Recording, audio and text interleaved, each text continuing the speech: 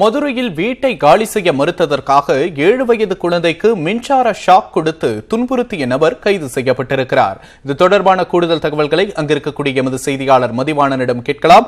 மதிவாணன், வீட்டை காலி செய்ய மறுத்ததாக 7 வயது குழந்தைக்கு மின்சார ஷாக் கொடுத்து துன்புறுத்தப்பட்டிருக்கிறது. இந்த விஷயத்தில் நடந்தது என்ன? கூடுதல் விவரம் என்ன மதிவாணன்? மதுரை நகர் பகுதியில் அமைந்திருக்கிறது பேச்சிமண் படித்துறை என்னும் இடம்.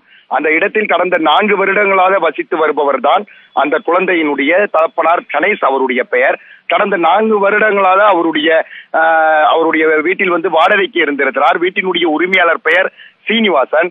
இவர் தற்சமயம் தன்னுடைய மகனுக்கு கல்யாணம் வைத்திருக்கிற காரணத்தினால் உடனடியாக தாங்கள் வீட்டை காலி செய்து தருமாறு கேட்டுக் கொண்டிருக்கிறார். தற்சமயம் வீடு காலி செய்வதற்கான வாய்ப்பு கிடையாது. ஒரு மாதம் அல்லது 2 மாதங்கள் பொறுத்திருங்கள், உடனடியாக நாங்கள் வீட்டை காலி செய்து விடுகிறோம் என்று சொல்லி இருக்கிறார்கள். இருப்பினும் கூட வீடை காலி செய்யாத காரணத்தினால் இவர்களுக்குள் அடிக்கடி வாய் தகராறு போன்றவை ஏற்பட்டிருக்கிறது. இந்நிலையில் தான் கடந்த 2-3 நாட்களுக்கு முன்பாக அந்த சிறுமியினுடைய தாயார், தகப்பனார் மற்றும் மூவரும் வெளியூருக்கு சென்றிருக்கின்றனர். அந்த நேரத்தில் குழந்தை மட்டும் தனியாக இருந்திருக்கிறது. தனியாக இறந்த குழந்தையை மிட்டாய் தருவதாக அழைத்து வீட்டினுடைய உரிமையாளர், அதாவது அவருடைய மகன் சந்தோஷ் என்பவர் அழைத்திருக்கிறார். அதனுடைய பேரில் அந்த பிஞ்சு குழந்தையும் சென்றிருக்கிற பொழுது மின்சார வயரின் மூலமாக அவருக்கு ஷாக் கொடுத்திருக்கிறார். எதனையுமே அறியாத அந்த குழந்தை உடல் முழுவதும் வெந்து புண்ணாகி விட்டது. இதனை அறிந்த உடனே அவருடைய பெற்றோர்கள் விரைந்து வந்து குழந்தையை மீட்டு மதுரை அரசு ராஜாஜி மருத்துவமனையில் சேர்த்திருக்கின்றனர். தன்னுடைய சுய நினைவை இழந்த அந்த சிறு வயது குழந்தை 2-3 நாட்களாக மதுரை அரசு ராஜாஜி மருத்துவமனையில் சிகிச்சையில் இருந்து வந்திருக்கிறது. ஏதோ ஒரு சிறிய தீ விபத்து தான் என நினைத்திருக்கிறார்கள் பெற்றோர்களும். அந்த குழந்தை கண் விழித்த பிறகுதான் நடந்தது என்னவென்று கேட்டிருக்கிறார்கள். அப்பொழுது வீட்டினுடைய உரிமையாளர் மகனின் அந்த மாமா என்னை அழைத்து இந்த மின்சார வயரை வைத்து என்னை ஷாக் கொடுத்ததாக தெரிவித்திருக்கிறார்.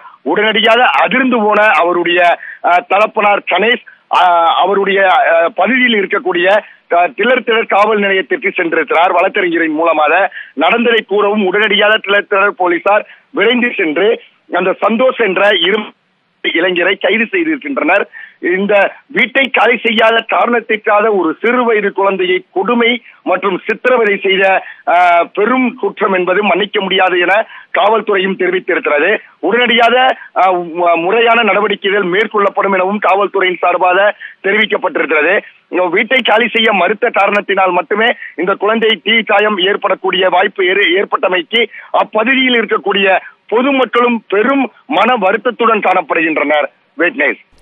மதிவாணன், தற்போது சம்பந்தப்பட்ட குழந்தைக்கு உயர்தர சிகிச்சை அளிக்கப்படுகிறதா? சம்பந்தப்பட்ட நபர் மீது என்னென்ன பிரிவுகளில் வழக்கு பதிவு செய்யப்பட்டிருக்கு? நிச்சயமாக சம்பந்தப்பட்ட குழந்தைக்கு, அதாவது தீக்காயம் ஏற்பட்டிருக்கிற அந்த குழந்தைக்கு மதுரை அரசு ராஜாஜி மருத்துவமனையில் வைத்து தீவிர சிகிச்சை பிரிவில் வைத்து சிகிச்சை அளிக்கப்பட்டு வருகிறது. 24 மணி நேரமும் மருத்துவர்கள் அந்த குழந்தையை தொடர்ந்து கண்காணித்து வருகிறார்கள். முதலில் சாதாரண தீக்காயம் தான் என்கிற கோணத்தில் தான் இந்த சிகிச்சையானது மேற்கொண்டது. பின்பு அந்த குழந்தை 2-3 நாட்கள் சிகிச்சைக்கு பிறகு கண் விழித்து நடந்ததை கூறியதை அடுத்து அவசரமாக, அதாவது அனைத்து சிகிச்சை முறைகளையும் அந்த குழந்தைக்கு கொடுத்து வருகின்றனர். இந்த விஷயத்தில், அதாவது இந்த குற்றத்தில் ஈடுபட்ட அந்த இளைஞன், அதாவது அவருடைய பெயர் சந்தோஷ், அவர் மீது கொலை, அதாவது 307 கொலைக்கு ஈடுபடுத்துதல் போன்ற 4 பிரிவுகளின் கீழ் அவர் மீது வழக்கு பதிவு செய்யப்பட்டிருக்கிறார்கள். மதுரையில் வீட்டை காலி செய்ய மறுத்ததற்காக 7 வயது குழந்தைக்கு மின்சார ஷாக் கொடுத்து துன்புறுத்தியதாக ஒரு நபர் கைது செய்யப்பட்டிருக்கிறார். அந்த குழந்தையும் தீவிர சிகிச்சையில் இருக்கிறது. தொடர்பான கூடுதல் விவரங்களை எமது செய்தியாளர் மதிவாணன் அளிக்க கேட்டோம்.